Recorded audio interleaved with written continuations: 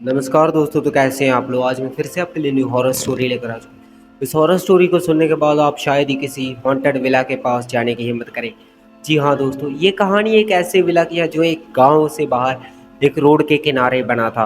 वो बहुत ही सुनसान विला था और काफ़ी बड़ा विला था।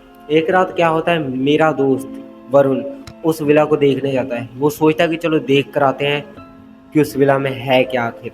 तो वो अपने दोस्तों के साथ जाता है। उस विला के पास पहुंचते तो उस विला का दरवाज़ा आधा खुला होता है। तो वरुण सोचता है कि यहाँ कोई रहता तो नहीं है, तो ये दरवाज़ा कैसे खुला हुआ है। यही बात उसके दोस्त भी सोचते हैं और फिर वो लोग उस विला के अंदर चले जाते हैं। और अंदर जाने के बाद जो उनके साथ होता है, उसके बाद वो कभी उस विला में नहीं गए। तो अंदर जाने के बाद वो जैसे ही अंदर जाते हैं, अंदर बिल्कुल सुनसान होता है। ना कोई आदमी होता है और ना ही और कुछ होता है वहाँ पे। तभी उन्हें ऊपर के कमरे से किसी चीज़ के गिरने की आवाज़ सुनाई देती है। तो वो तीनों उस आवाज़ को सुनकर पहले तो डर जाते हैं। तो उसका एक दोस्त बोलता है चलो भाई यहाँ से चलते हैं। तो वो ऊपर जाते हैं, ऊपर देखने जाते हैं कि आखिरकार ये आवाज़ किस चीज़ की थी। तो वो चार लोग थे, तो चार लोगों को तो कोई डर नहीं लगा, तो वो ऊपर चले जाते हैं। और ऊपर जैसे ही जाते हैं उन्हें एक कमरा दिखाई देता है जिसका दरवाज़ा सामने से बंद होता है। और उस दरवाजे के बाहर धूल जमी होती है नीचे। तो नीचे जब वो ध्यान से देखते हैं तो उस पे किसी बच्चे की उंगलियों के पैरों के निशान थे। तो वरुण का एक दोस्त बोलता है भाई पीछे देख हमारे क्या है। तो वो पीछे देखकर नीचे देखता है तो पीछे 5 पैरों के निशान होते हैं।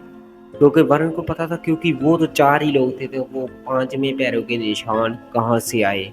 तो वो डर के मारे नीचे भागते हैं। जैसे ही वो नीचे जाते हैं, सीढ़ियों से उतरते हैं, नीचे जाते हैं, तभी उन्हें ऊपर से फिर से किसी बच्ची की रोने की आवाज़ सुनाई देती है। और वो बच्ची कह रही होती है मम्मी मुझे अकेला छोड़कर मत जाओ। तो वो एकदम से घबरा जाते हैं। फिर जैसे ही वो विला से बाहर निकलने की कोशिश करते हैं तो विला का दरवाज़ा, मेन दरवाज़ा जो कि अंदर से लॉक होता है। तो बहुत कोशिश करते हैं और फिर एकदम शांत हो जाते हैं। फिर सारा विला बिल्कुल शांत हो जाता है, कोई आवाज़ नहीं आती।